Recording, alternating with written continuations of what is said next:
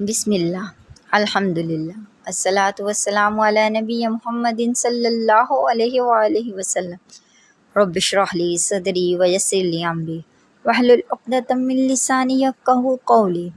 اما بعد، آج ہم دیکھیں گے کہ عشرہ ذی الحجہ میں زیادہ سے زیادہ تکبیرات کون سی کہہ سکتے ہیں۔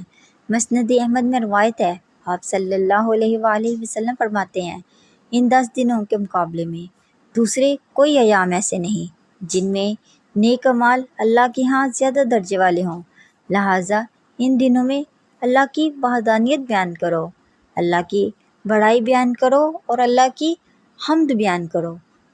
اللہ تعالیٰ کی وحدانیت بیان کرنے سے مراد لا الہ الا اللہ کہنا ہے۔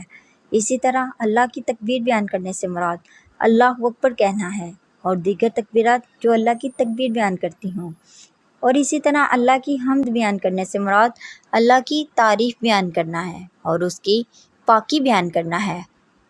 پہلے ذی الحجہ سے لے کر 9 ذی الحجہ تک جو تکبیرات کہی جاتی ہیں انہیں مطلق تکبیرات کہتے ہیں، اور 10 ذی الحجہ سے لے کر 13 ذی الحجہ تک جو تکبیرات بیان کی جاتی ہیں انہیں تکبیر مقید کہتے ہیں۔ وہ قید ہوتی ہیں، کسی عمل کے ماتحت چلتی ہیں۔ چند تکبیرات جو ثابت ہیں وہ میں آپ کے سامنے رکھتی ہوں۔ پہلی روایت مصنف ابی ابن شیبہ کی ہے۔ اس کے اندر آتا ہے کہ آپ صلی اللہ علیہ وآلہ وسلم جو تکبیرات بیان کرتے ہیں وہ یہ ہیں: اللہ اکبر، اللہ اکبر، اللہ اکبر، اللہ اکبر، لا الہ الا اللہ واللہ اکبر، اللہ اکبر وللہ الحمد۔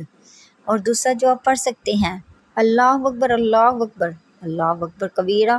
تیسرا جو آپ پڑھ سکتے ہیں: اللہ اکبر کبیرہ، الحمد للہ کثیرہ، وسبحان اللہ بکرۃ واسیلہ۔ اس کے علاوہ فتح الباری کے الفاظ ہیں: اللہ اکبر کبیرہ، اللہ اکبر۔ اس کے علاوہ جو اور الفاظ ثابت ہیں وہ یہ ہیں: سبحان اللہ والحمد للہ، لا الہ الا اللہ واللہ اکبر، اللہ اکبر وللہ الحمد۔ یہ تمام تسبیحات آپ ان ایام میں 1 سے لے کر 13 تک کثرت سے پڑھ سکتے ہیں۔ وآخر الدعوانا ان الحمد للہ۔